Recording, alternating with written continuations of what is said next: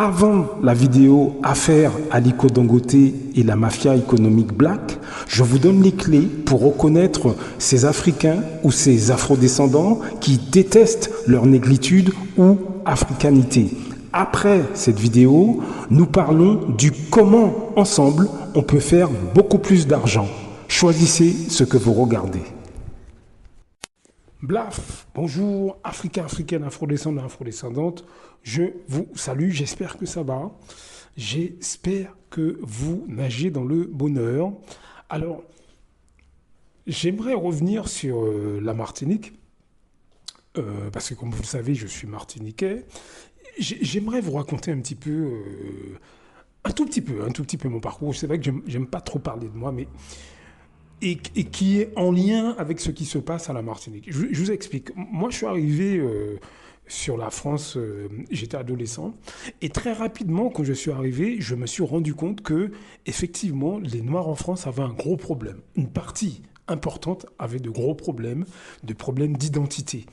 Mais je ne me doutais pas que beaucoup étaient en réalité... certes, au niveau identitaire, était complètement paumé, mais en plus était anti-race noire.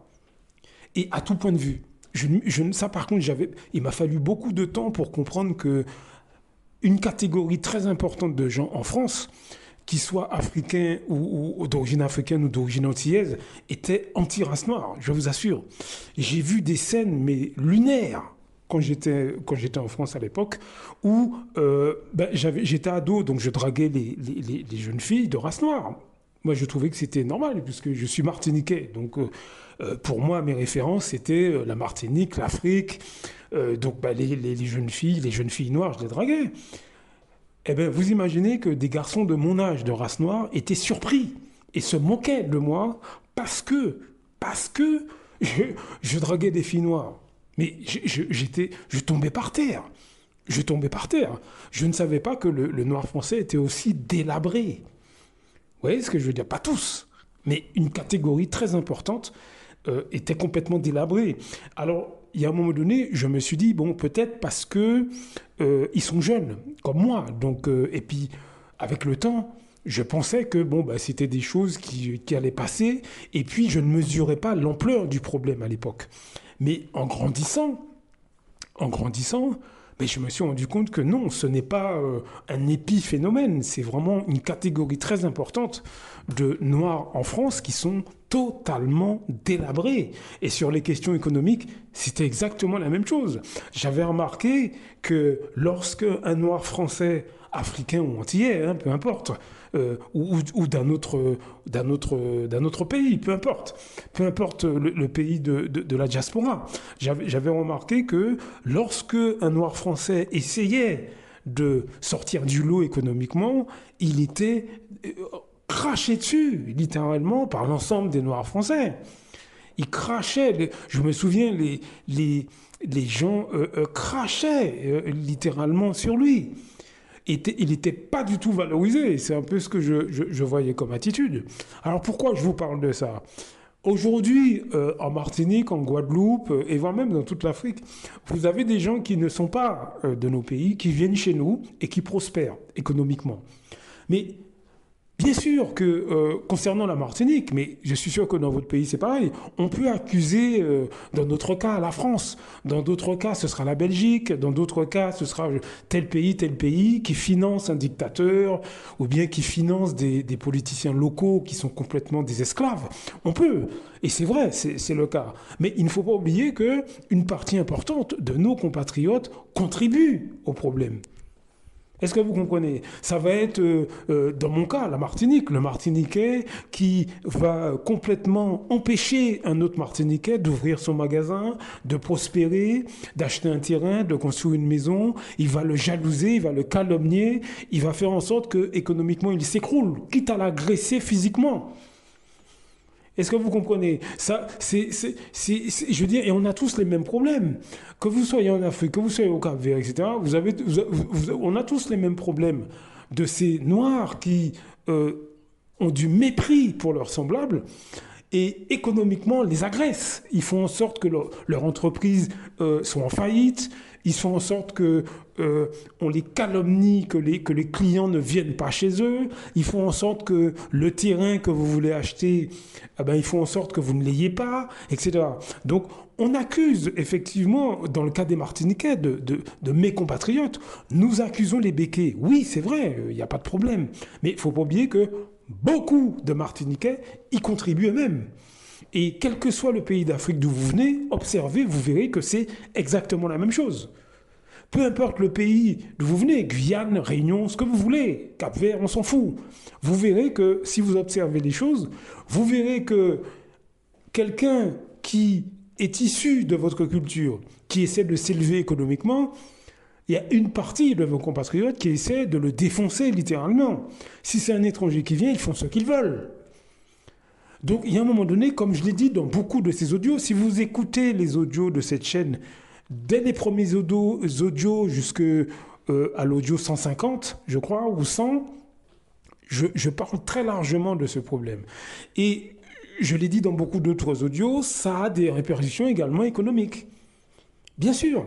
Mais vous imaginez bien que lorsqu'un peuple, une partie importante d'un peuple, casse la gueule à un de ses compatriotes pour ne pas qu'il monte une entreprise, pour ne pas qu'il prospère, mais en parallèle applaudit ceux qui viennent, qui ne sont pas du pays, qui viennent et qui prospèrent, mais vous imaginez bien quand même que ça a des répercussions. Et la Martinique est un bel exemple de ce qui se passe. Comme je le répète, beaucoup de Martiniquais ont très largement applaudi ceux qui venaient chez nous et qui prospéraient. Ils ont préféré dépenser leur argent chez eux. Et pas chez les Martiniquais qui, eux, montaient des entreprises, qui, eux, faisaient ci, faisaient ça, etc. Donc, il faut aussi qu'on accepte nos responsabilités. Il faut qu'on prenne nos responsabilités. Est-ce que vous comprenez ce que je veux dire? Nous avons des élus martiniquais qui ont craché sur la Martinique depuis des décennies. Mais il faut savoir que beaucoup de Martiniquais les ont applaudis. Beaucoup de Martiniquais, beaucoup de Noirs français d'origine antillaise ont applaudi ces élus chez nous. Parce qu'eux aussi avaient un intérêt, ou parce qu'ils espéraient avoir un boulot par le biais d'un piston, un filon, comme on dit chez nous, ou bien parce que d'autres espéraient avoir un terrain par l'intermédiaire de ces gens-là, etc. Donc, il faut que nous prenions aussi nos responsabilités. Si vous venez d'un pays du continent, mais, ayez ce même réflexe de comprendre aussi que vous avez aussi, en tant qu'Africains, en tant qu'Afro-descendants, comme nous-mêmes, Afro-Caribéens, que vous avez aussi des responsabilités. C'est-à-dire qu'une partie de vos compatriotes ont largement applaudi ceux qui pillent le pays. On les a défendus. Vous voyez ce que je veux dire? On a aussi une part de responsabilité. Et si on veut avancer, si on veut rétablir la balance, il va falloir qu'on accepte ces responsabilités économiques, c'est-à-dire que on a dépensé notre argent chez les autres, on n'a pas encouragé nos leaders, ceux qui étaient capables de monter des entreprises, ceux qui avaient la volonté de mettre des projets en place, on ne les a pas encouragés. Moi, je me souviens très bien, vous savez, j'étais en Martinique il y a quelques années, j'ai essayé de monter, c'est un service que je voulais monter, c'était pour les personnes âgées. C'était un service de formation sur les ordinateurs aux personnes âgées. Donc, j'ai commencé avec des fonds propres et il y a un moment donné, j'avais besoin de fonds parce que mon véhicule, si vous voulez, était vieux. Donc, toute la journée, je me déplaçais chez des clients et il y a un moment donné, le véhicule, il fallait le changer parce qu'il ne tenait plus la route. Donc, j'ai essayé d'officialiser mon projet, parce qu'au départ, je le faisais un petit peu comme ça, mais j'ai eu tout le mal du monde. Tout le mal du monde. Mais il faut voir le mépris des fonctionnaires martiniquais vis-à-vis des Martiniquais qui sont des porteurs de projets. Un dédain. On vous prend pour un con. On vous rabaisse. On se fout de votre gueule. Voilà ce qu'une partie de nos compatriotes font vis-à-vis de nous. Et ça dure depuis des décennies. En Afrique, c'est exactement la même chose. Dans tous les pays où il y a une population noire, c'est exactement la même chose. Donc, si vous écoutez cet audio, distribuez cet audio dans toute l'Afrique, dans toutes les Antilles. Il faut aussi qu'on prenne nos responsabilités économiques. Aujourd'hui, on est écrasé par d'autres qui prospèrent, mais nous avons aussi de lourdes responsabilités dans tout ça. De lourdes responsabilités. Donc il ne faut pas l'oublier. En Martinique, j'ai appris que toutes les agences immobilières sont occupées maintenant par des Blancs. OK? Mais je suis sûr et certain que des Martiniquais ont essayé de récupérer les agences immobilières. Mais qui les a empêchés? Je suis sûr que c'est beaucoup de nos compatriotes. Ce que je veux dire, c'est que ce n'est pas uniquement le système. Il y a le système qui est derrière. On est d'accord. On est entièrement d'accord. Hein. J'ai fait un audio juste avant où effectivement le gouvernement français a voté des lois pour exonérer de taxes. Vous imaginez ceux qui perçoivent les dividendes. Les gens qui viennent de la France, quand ils viennent chez nous, ils sont exonérés des taxes pendant 10 ans sur les dividendes. Donc le système, il est derrière. D'accord, on est d'accord. Mais beaucoup de Martiniquais, pendant des décennies, mais ont craché au visage de leurs compatriotes qui, eux, étaient porteurs de projets.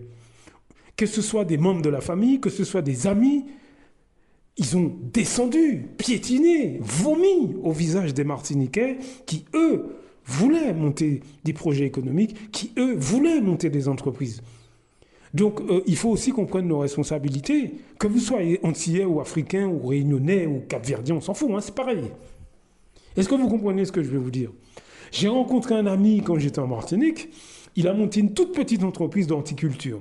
Il a fait un peu ce que moi j'ai fait dans un autre secteur. Moi, c'était des cours aux personnes âgées, mais lui, c'était de l'horticulture. Donc, il a acheté un véhicule en fonds propres. Il a acheté un tout petit peu de matériel. Mais il m'a expliqué, je l'ai rencontré à Fort-de-France, mais il m'a expliqué la jalousie, la méchanceté vis-à-vis de sa propre famille. Que sa famille horticulture, donc il s'occupe de votre terrain, etc., la famille préférait appeler ses concurrents plutôt que de l'appeler lui. Est-ce que vous voyez le degré de méchanceté? Et donc, ce sont ces mêmes Martiniquais qui aujourd'hui disent « Ah ouais, mais les béquets… » Oui, mais d'accord, oui, c'est vrai, vous avez raison. Sauf que beaucoup de Martiniquais, sur toute l'échelle sociale, ont largement combattu leurs semblables. L'ami en question, mais il était découragé. Au moment où je l'ai vu, il était découragé. Il me disait « Les bâtons dans les roues que des Martiniquais m'ont mis… » Mais il était effaré. Il m'a dit une jalousie sans nom. Donc, je veux dire que tout le monde aujourd'hui crie la vie chère, la vie chère, la vie chère. Mais est-ce que, en Martinique comme ailleurs, est-ce que les gens se dirigent sur les Martiniquais qui, eux, ont des commerces? Est-ce qu'ils vont dépenser leur argent chez leurs compatriotes en priorité? Est-ce que vous voyez, quand j'étais en Martinique, moi j'ai vu des Martiniquais qui avaient des magasins de fruits et légumes, des choses comme ça. Moi j'y allais, mais je n'ai pas vu une foule. Je n'ai pas vu une foule y aller. Est-ce que vous comprenez ce que je vais vous dire? Lorsqu'il y a des soldes à Carrefour en Martinique, mais il faut voir comment les Martiniquais, une partie importante, courent dans ces magasins pour acheter. Donc, est-ce qu'il faut, si on veut être pris au sérieux, il y a un moment donné, il faut se regarder faire. Donc voilà, c'était la réflexion du jour. Regardez ce que je viens d'expliquer dans votre pays, analysez, quel que soit le pays où vous êtes, et vous verrez que nous avons des incohérences qui sont graves. Donc, il est temps aujourd'hui qu'on réfléchisse sur notre poids économique et sur nos erreurs. Blaf, à très bientôt.